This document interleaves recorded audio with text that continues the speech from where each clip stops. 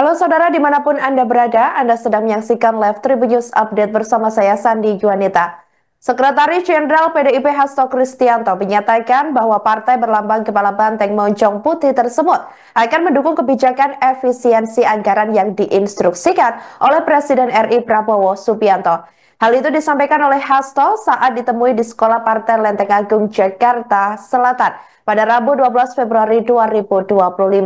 Adapun PDIP telah memberikan pembekalan terhadap kepala daerah terpilih Pilkada 2024 untuk menyelaraskan dengan program Presiden Prabowo. Ia mengatakan setelah Prabowo terpilih sebagai presiden, segala visi misi saat proses politik menjadi rencana pembangunan jangka menengah. Dikatakan olehnya, kepala daerah terpilih dari PDIP akan memberikan dukungan kepada Prabowo, yakni terkait kebijakan efisiensi tersebut. Namun, dengan catatan, pemerintah dikatakan oleh Hasto harus bisa memberikan skala prioritas untuk menghidupkan ekonomi rakyat dari kebijakan efisiensi anggaran. Hasto juga mengungkapkan bahwa kepala daerah dari PDIP salah satunya di Surabaya ini telah memberikan pernyataan untuk mendukung kebijakan Prabowo mengenai program makan bergizi gratis.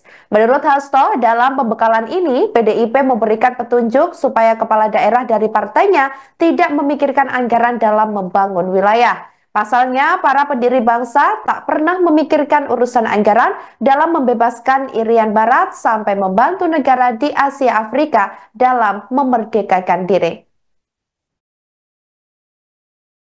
Antara pemerintah pusat dan kepala daerah juga baik begitu ya? Ya betul, karena visi misi presiden kan kemudian menjadi undang-undang, sehingga ini kan mengikat jadi seluruh kepala daerah bahkan seluruh warga bangsa. Karena itulah pelatihan ini kami adakan sehingga nanti ketika Pak Presiden Prabowo memberikan pembekalan atas nama pemerintah, kepala daerah dari PDI Perjuangan sudah semakin siap dan juga akan menjadi bagian dari pelopor kemajuan. Pak Hasto, terkait dengan efisiensi anggaran di kementerian lembaga, tanggapannya seperti apa Pak? Tadi kami tunjukkan bahwa pendiri bangsa kita itu ketika merencanakan Indonesia Merdeka tidak berbicara tentang berapa anggarannya dulu.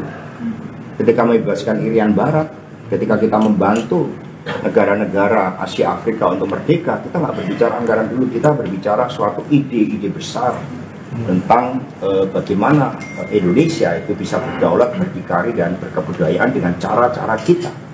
Maka narasinya, imajinasi itu tadi yang kami ajarkan. Kami membangun partai ini disertai dengan suatu ide tentang demokrasi, ide tentang kedaulatan rakyat, tentang suara arus bawah. Sehingga terkait dengan kebijakan untuk melakukan rasionalisasi anggaran itu suatu hal berkaitan efisiensi, akuntabilitas. Sehingga kita memberikan dukungan atas kebijakan itu. Tentu saja skala prioritas agar sektor-sektor produktif untuk rakyat itu dikedepankan. Sehingga yang didorong, kami meyakini Presiden Prabowo juga akan mendorong kebijakan perekonomian rakyat ini. Ini yang juga kami ajarkan kepada kepala daerah dari PDI Perjuangan. Misalnya dari kota Surabaya, siap memberikan dukungan terkait dengan kebijakan makan gratis, tetapi kemudian juga melibatkan dari daerah, tetapi juga bagaimana UMKM untuk warung-warung rakyat itu juga misalnya dapat ikut berkontribusi. Itu salah satu masukan yang sangat positif dari kepala daerah PDI Perjuangan. Jadi memang ini situasi tidak mudah, ada pertarungan geopolitik, ekspektasi dunia untuk tumbuh dan berkembang juga masih menghadapi berbagai tantangan-tantangan global yang tidak mudah, maka lebih baik kita mengencangkan ikat pinggang dan kemudian mendorong kemampuan kita untuk berdikari. Sinyal selaras PDIP terkait kebijakan efisiensi anggaran pada pemerintahan Presiden Prabowo Subianto secara terang-terangan disampaikan oleh Sekjen PDIP Hasto Kristianto pada Rabu 12 Februari 2025. Namun demikian, PDIP tetap mempunyai catatan-catatan tersendiri menyikapi kebijakan Presiden Prabowo tersebut. Ia menyatakan bahwa seluruh kepala daerah terpilih dari PDIP pada Pilkada 2024 akan memberikan dukungan penuh kepada Prabowo terkait kebijakan efisiensi anggaran. Adapun catatan yang disampaikan Hasto yakni pemerintah harus bisa memberikan skala prioritas untuk menghidupkan ekonomi rakyat dari kebijakan efisiensi anggaran. terkait dengan program prioritas Presiden RI Prabowo yang tertuang dalam Asta Cita yakni makan bergizi gratis atau MBG. Hasto menyatakan salah satu kepala daerah dari PDIP sudah bersikap, di mana ada salah satu kepala daerah dari PDIP di Surabaya yang memberikan pernyataan untuk mendukung kebijakan Prabowo lain terkait makan bergizi gratis. Hanya saja pernyataan dukungan terhadap program MBG itu dikatakan oleh Hasto tetap harus melibatkan keperluan rakyat.